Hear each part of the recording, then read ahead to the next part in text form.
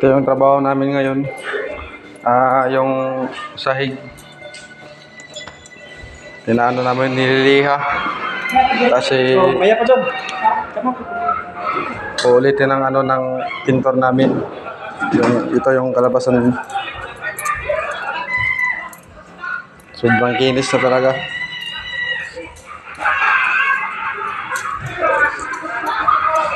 Yan guys, so ito yung ano, luma. So ito yung bago.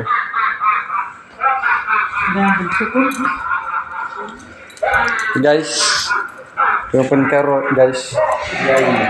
Boss Elmer. Guys. Boss, anong gamit mo, boss? Gamit niya ay Hudson, ha?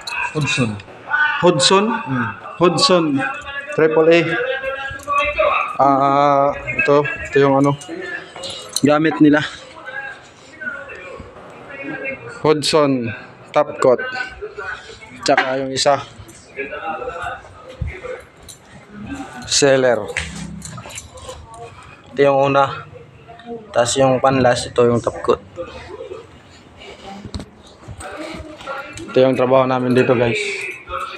Sa Pinapunta niya po kami dito dahil resort.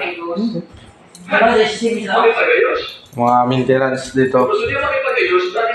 Yung gintab na.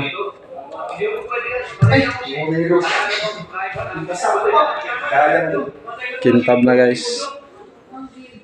Sa mga hindi alam, pangalan ng resort dito ay Siargao Residence. hindi na ako magiging doble ang sweldo niyo, hindi magiging triple pa. At hindi lang yun, ibibigay lahat ng Yan guys, top coat na yan guys. Ang gamit niya. Alam niyo, Sobrang kintab na. maganda yung sinasabi. Pero, paano? At sino mga tao ang papasok at magkakaroon ng interest pumasok sa ganitong klaseng laro? Buong araw ito yung trabaho namin. Ang kailangan mo Na gano'n, liliha. Tinanggal namin yung lumang ginamit ng isang, hindi namin alam kung sino naglagay nito. Sobrang pangit. Ngayon maganda na kasi lagyan na ng ano, sealer tapos top coat na Hudson. Yan lang ang gamit niya guys para kumintab yung ano, sahig.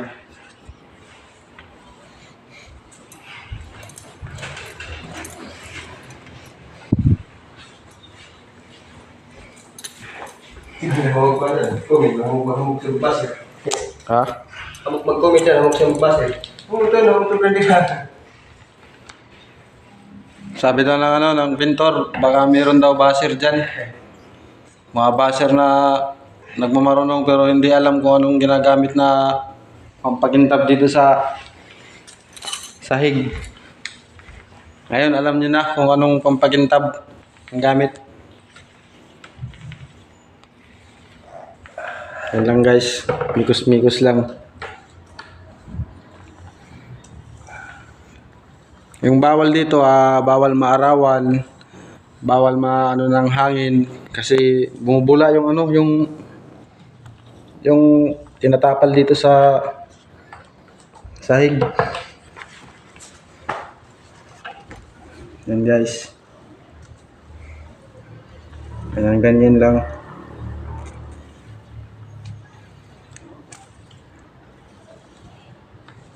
Sobrang gintab na guys, oh.